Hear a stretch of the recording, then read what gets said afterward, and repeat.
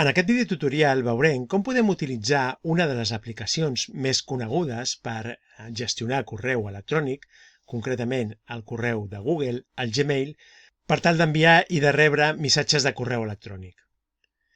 El correu de Gmail és un tipus de correu que s'anomena webmail, és a dir, un correu al qual podem accedir des d'un navegador en qualsevol dispositiu que tingui connexió a internet i que, en conseqüència, no cal instal·lar res al nostre ordinador.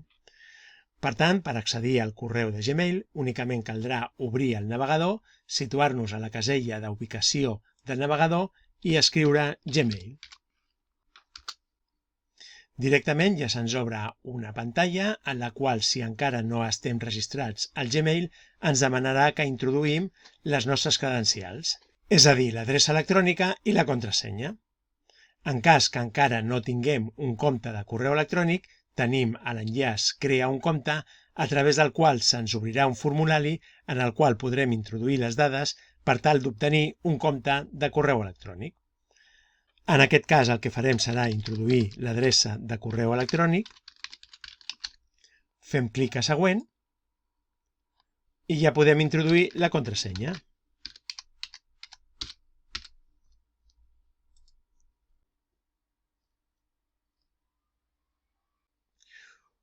Un cop accedim a la interfície del gestor de correu, veiem que la pantalla es divideix en diferents parts.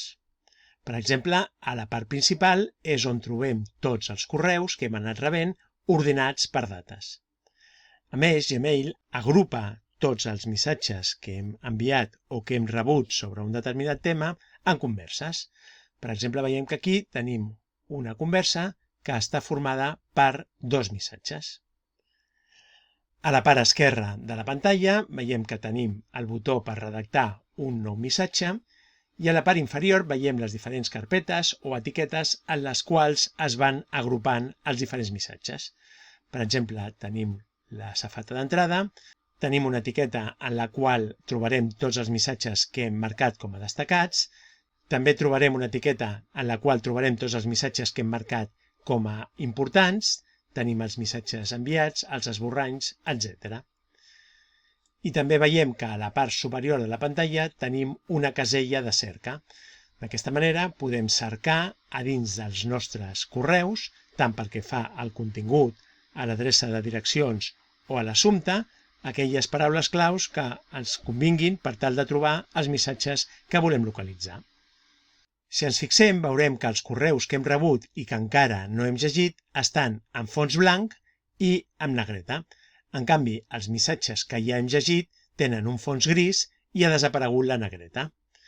Per tal d'obrir un missatge, senzillament hem de fer clic al seu damunt. En cas que hi hagi una conversa, tornarem a fer clic per veure exactament el missatge que volem llegir i ens fixem que ja tenim la persona que ens ha enviat el missatge, el text del missatge i si volem més informació sobre aquest missatge tenim un petit triangle, mostra els detalls, que en fer-ho clic ens mostra més informació sobre aquest missatge. Per tal de respondre a un determinat missatge, senzillament fer clic a la icona Respon i ja se'ns obre un quadre de diàleg a través del qual podem introduir el text. A part d'incloure text amb un missatge, veiem que el Gmail ens dona altres possibilitats. Per exemple, podem introduir diferents elements de format.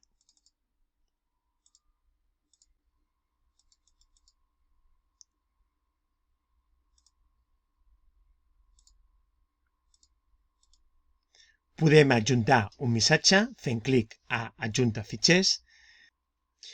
D'aquesta manera se'ns obre un quadre de diàleg a través del qual podem seleccionar el fitxer que volem adjuntar.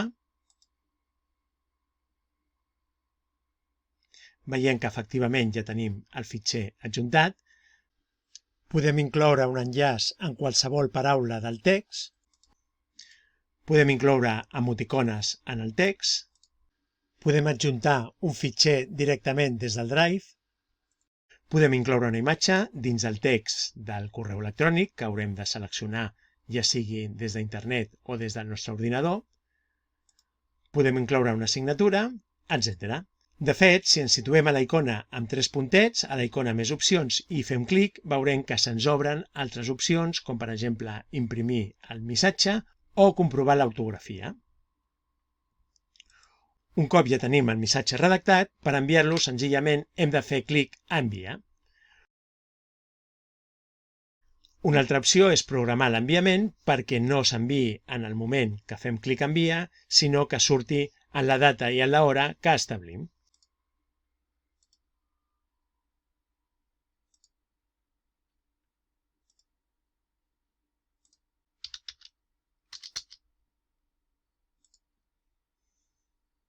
Veiem que ens apareix una notificació en la qual ens indica que l'enviament del missatge s'ha programat per una determinada data i una determinada hora.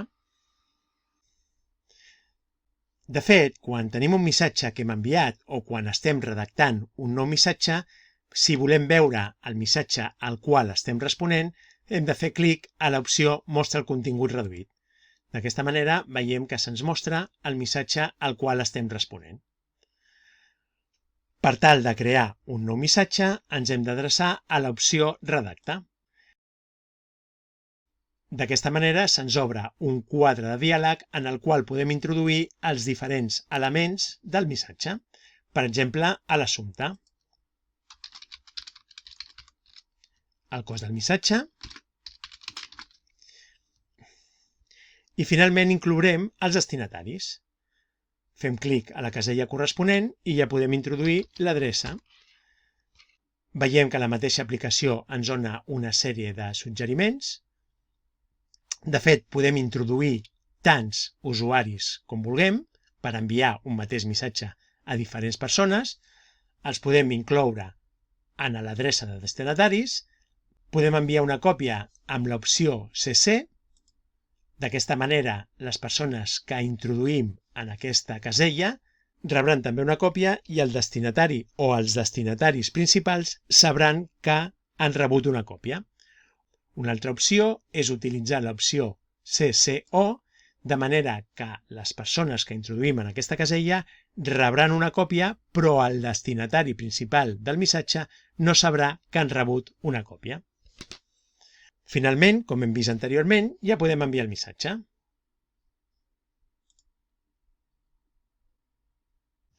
Una altra opció que ens ofereix el Gmail és gestionar els correus. Anem a veure-ho. Ens situarem a la safata d'entrada i veiem que podem seleccionar qualsevol missatge. En tenir un o més missatges seleccionat, ens apareixen una sèrie d'eines a la part superior. Per exemple, podem arxivar els missatges de manera que desapareixeran de la safata d'entrada, però no s'eliminaran, per tant podrem accedir a ells en qualsevol moment a través de les etiquetes o de la casella de cerca. Podrem indicar que un o més missatges són correu brossa, de manera que a partir d'aquell moment tots els missatges similars entraran directament a l'etiqueta de correu brossa. Podem eliminar definitivament diferents missatges.